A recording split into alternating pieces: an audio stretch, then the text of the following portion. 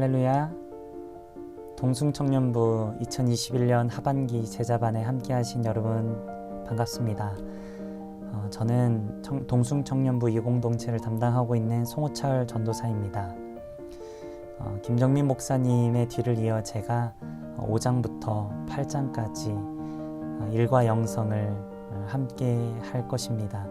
아무리 이래도 열매가 없다. 그럼 강의 시작해 보도록 하겠습니다.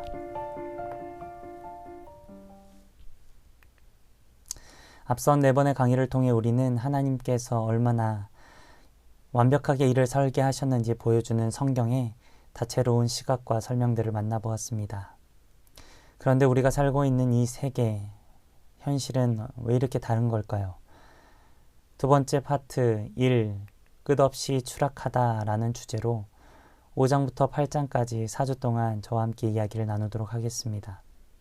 하나님께서는 우리를 일하도록 창조하셨습니다. 그런데 일하는 것이 왜 이렇게 힘들까요? 밤낮 없이 매달려도 입에 풀칠하기조차 버겁습니다.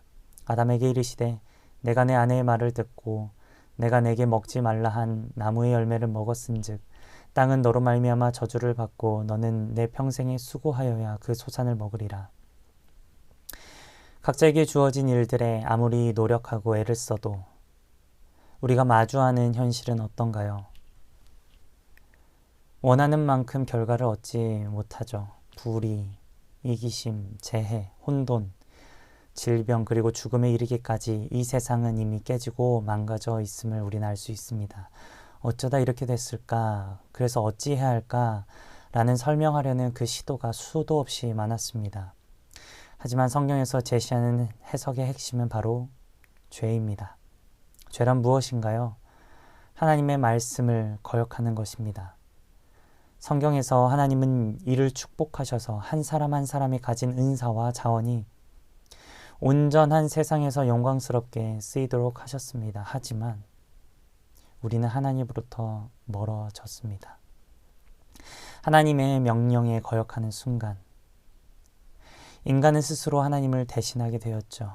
이제 일은 하나님 손에 의해 돌아가는 세상에서 여전히 존재하고 있지만 죄로 크게 오염된 상태로 우리에게 남아있게 됐습니다. 그렇다면 어떻게 죄가 이를 뒤틀어 놓았는지 알아야 우리가 그 파장을 대처하고 거기서 부분적으로나마 하나님께서 설계해 두신 그 만족을 되찾을 수 있겠죠. 창세기 2장 17절에 선악을 알게 하는 나무의 열매는 먹지 말라. 내가 먹는 날에는 반드시 죽으리라 하시니라. 하나님은 아담과 하와를 에덴 동산에 두시면서 주님의 말씀을 거역하고 특별히 정하신 나무의 열매를 먹는 날에는 반드시 죽을 것이라고 말씀하셨습니다.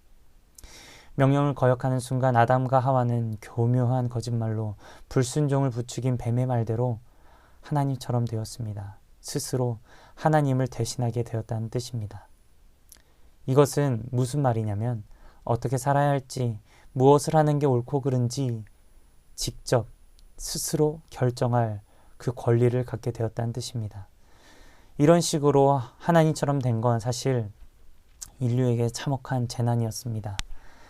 물에서 쓰도록 만들어진 배가 그 설계에서 벗어나면 망가지고 쓸모가 없듯이 인류는 제 힘으로 권위와 근원이 되기로 작정하자마자 참 길에서 벗어나고 말았습니다. 사람은 하나님을 알고 섬기며 하나님을 사랑하는 걸 으뜸으로 삼고 살도록 지음받았습니다. 또한 거기에 충실해야만 비로소 탈없이 잘 지낼 수 있습니다.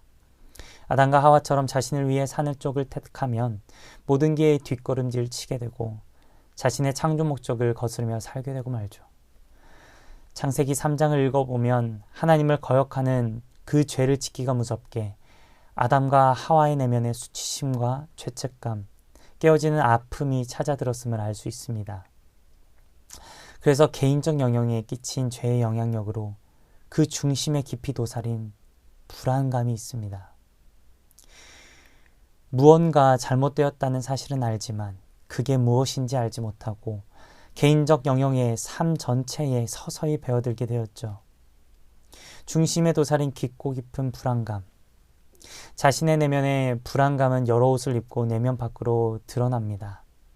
어떤 부모와 자녀가 있었습니다. 매일같이 공부방에서 공부를 하던 아이가 어느 날 공부가 하기 싫고 놀고 싶어가지고 그곳에 가지 않고 다른 곳으로 갔습니다. 그 아이는 뭔지 모를 불안감에 있었지만 자유를 만끽하고자 하는 그 마음이 더 컸습니다. 공부방에서 그 자녀가 오지 않았다고 선생님이 부모님에게 전화했습니다. 그리고 그 자녀는 끝난 시간에 맞춰가지고 집에 돌아왔습니다. 하지만 그 불안감으로 부모의 눈과 마주치지 못합니다. 부모는 자녀에게 어디 다녀왔냐 라고 묻습니다. 그리고 당연히 공부방 다녀왔다고 그 아이는 말합니다. 솔직히 말을 해라 라고 이야기함에도 불구하고 그 아이는 끝까지 나 방금 공부방 다녀왔다고 이야기합니다. 공부방에 전화를 건다 라고 했음에도 불구하고 끝까지 발뺌합니다. 결국 전화를 했고 그 자녀는 선생님에게 자기가 공부방에 다녀오지 않았냐며 또 이야기합니다. 결국 선생님은 그렇지 않았다 이야기를 하고 거짓말은 탄로 났습니다. 그러면서 그 아이가 하는 말이 엄마가 나를 그곳에 보내지 않았다면 내가 거짓말을 하지 않았을 것이다 라고 이야기를 합니다. 누구의 이야기일까요? 바로 제 어린 시절의 이야기입니다. 하지만 이 모습이 성경에 어디에 누군가와 참 많이 닮아있음을 볼 수 있습니다. 이르시되 누가 너의 벗었음을 내게 알렸느냐? 내가 내게 먹지 말라 명한 그 나무 열매를 내가 먹었느냐? 아담이 이르되 하나님이 주셔서 나와 함께 있게 하신 여자 그가 그 나무 열매를 내게 주므로 내가 먹었나이다. 불안감은 죄책감 그리고 자신을 입증하고자 하는 그 갈망, 반항, 매사에 독립성을 내세우려는 태도, 다른 이들을 기쁘게 하려고 맹종하는 자세의 옷을 입고 그 불안감은 수시로 고개를 쳐듭니다. 그리고 불안감의 또 다른 징후는 타인에 대한 불신과 두려움으로 벽을 만듭니다. 원만했던 관계가 끊어져 버립니다. 그리고 끊어지기가 무섭게 스스로 그거를 끊어버립니다. 앞서 언급했던 제 이야기가 사실 부모님과 저와의 원래의 관계였다면 하지도 그리고 할 수도 없었던 말들이었죠. 엄마가 나를 그곳에 보내지 않았더라면 내가 그런 거짓말을 하지 않았을 것이다 라는 이상한 논리의 말은 애초에 나오지도 않았을 것입니다. 아담은 창조주 하나님과의 관계에 대해서 어떠한 의심도 그리고 신경도 쓰지 않고 잘 함께 살았습니다. 그저 하나님 말씀만 따르면 됐기 때문입니다. 어떠한 계산도 할 이유와 필요성을 느끼지 못했습니다. 하지만 하나님의 말씀을 거역하고선 하나님과의 비방어적인 관계에서 방어적인 관계를 취하게 됩니다. 하나님의 시선을 차단하는 벽을 만들어 그 뒤에 숨게 되죠. 그리고는 자신의 잘못을 하와에게 책임을 떠넘깁니다. 하와는 사단인 뱀에게 그 책임을 떠넘깁니다. 결국엔 비난의 화살이 어디로까지 향하게 될까요? 바로 하나님을 향해 겨냥됩니다. 하나님이 주셔서 나와 함께 있게 하신 여자 그가 그 나무 열매를 내게 주므로 내가 먹었나이다. 그 죄는 개인의 인생뿐 아니라 공적이고 사회적인 삶, 특히 일에도 영향을 미치게 됩니다.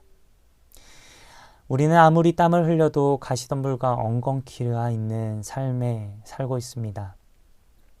창세기 1, 2장에서 살펴본 것처럼 하나님은 일을 하도록 인간을 지으셨지만 죄에 오염된 노동은 고통스러운 수고를 동반하고 다른 하나는 열매를 맺지 못하는 사례가 수두룩하다는 것을 우리는 볼 수 있습니다.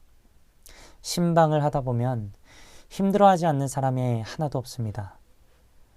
업무량이 많아서 일이 너무 많아서 힘들다던가 또는 일은 할 만한데 주변 사람들과의 관계로 힘들다던가 직장에서의 일과 주변 사람들과의 관계는 괜찮은데 가정일로 문제를 겪는다던가 어떤 사람은 일도 관계도 집안도 건강도 다 괜찮은데 반복된 일상으로 매너리즘에 빠져 너무나 힘들다라고 이야기하는 사람도 있습니다.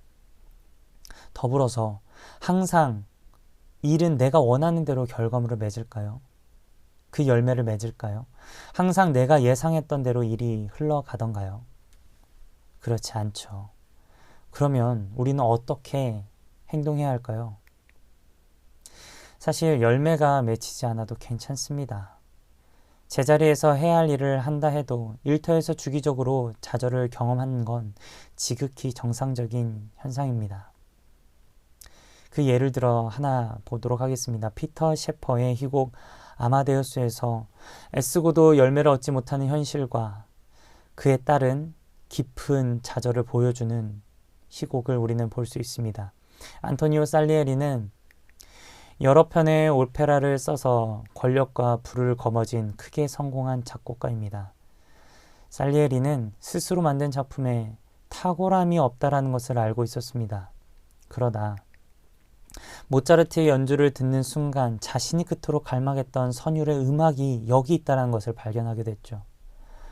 모차르트의 악보를 보는 순간 자신은 그런 음악을 빚어낼 수 없다라는 자각이 아프게 다가옵니다. 살리에리는 직업적으로 성공해서 높은 지위에 오르며 재정적인 여유를 누렸지만 일과 관련해 존재적인 좌절감을 끌어안고 살아야 했습니다. 반면에 모차르트는 풍부한 재능을 그리고 타고난 음악 신동이었습니다. 하지만 세상의 외면과 궁핍한 살림으로 고통스러운 나날들을 보냅니다. 결과적으로 둘 다 일과 관련해 한편으로는 성공했지만 다른 한편으로는 뼈저린 아픔을 맛보았죠. 부와 높은 지위만을 추구하는 사람들에게 살리에리처럼 탁월하고자 하는 욕구를 채우는 모습이 너무 욕심으로 비춰지겠지만 새로운 소명에 대한 질문의 답을 쫓아 찾는 이들이 우리 주변엔 허다합니다. 직업을 선택하면서 품었던 큰 뜻이 실현되지 않았다고 분야를 잘못 선택했다든지 그쪽으로 부르심을 받은 게 아니라든지 죽는 날까지 절대로 실망하지 않을 완벽한 일거리를 찾는데 온 힘을 기울여야 한다라는 그런 뜻이 아닙니다. 제자리에서 해야 할 일을 해도 일터에서 주기적인 좌절을 경험하는 건 지극히 정상적인 현상이기 때문입니다.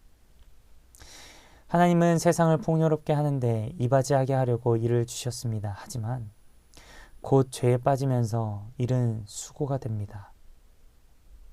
때문에 일에 고통이 따를 수 있음을 기억해야 합니다. 가시덤불이 생겨도 소망은 있습니다. 창세기 3장 18절은 땅에서 가시덤불과 엉겅퀴가 돋는다는 데서 그치지 않고 내가 먹을 것은 밭의 채소인즉 이라고 말을 합니다. 본래 의도된 만큼은 아니지만 일은 여전히 얼마쯤 열매를 낳습니다. 좌절과 성취를 두루 담고 있지만 궁극적으로는 하나님의 은혜에 힘입어 새 하늘과 새 땅에 들어갈 날을 되찾을 것입니다. 크리스천들은 세상을 구원하시는 하나님의 역사에서 소망과 깊은 위안을 찾고 온몸을 던져 일하며 열매를 구할 때마다 가시덤불이 자라나는 이 땅의 현실에 무릎 꿇지 않은 힘을 얻습니다. 현실에서 무릎 꿇지 않을 그런 힘은 어디서 얻을 수 있을까요? 바로 말씀과 기도입니다. 말씀과 기도를 하면 우리가 현실에서 무릎 꿇지 않는 힘을 얻습니다. 맞습니다. 하지만 그것만으로 말씀과 기도를 하고 죄만 짓지 않으면 그런 노력만 하면 다 될까요? 거기에 우리의 노력이 필요합니다. 우리의 노력이란 주어진 일들을 하나님의 원하시는 원래의 문화로 바꾸려는 그런 노력을 이야기합니다. 내가 일하는 모든 것들을 통칭해서 일터라고 하겠습니다. 여러분이 각자 자리에서 일하는 일터는 우리가 모두 변화시켜야 할 선교적 현장입니다. 일하는 방식, 다른 사람을 대하는 방식 등 그 모든 일들이 하나님이 기뻐하시는 뜻대로 하나님의 창조하신 의도대로 만들어가는 것, 그것이 우리의 노력, 우리의 소명입니다. 혹은 내가 무언가를 바꿀 수 없는 그런 위치에 있는 사람이라도 바로 작은 변화는 일으킬 수 있습니다. 나에게 주어진 영역에서 작은 변화, 아주 그 작은 변화, 혹은 관계를 변화시키는 그 모든 것, 우리가 마음만 먹으면 하나님이 할 수 있도록 보여주십니다. 알려주십니다. 들려주십니다. 하나님은 모든 일과 일터가 변화되길 원하십니다.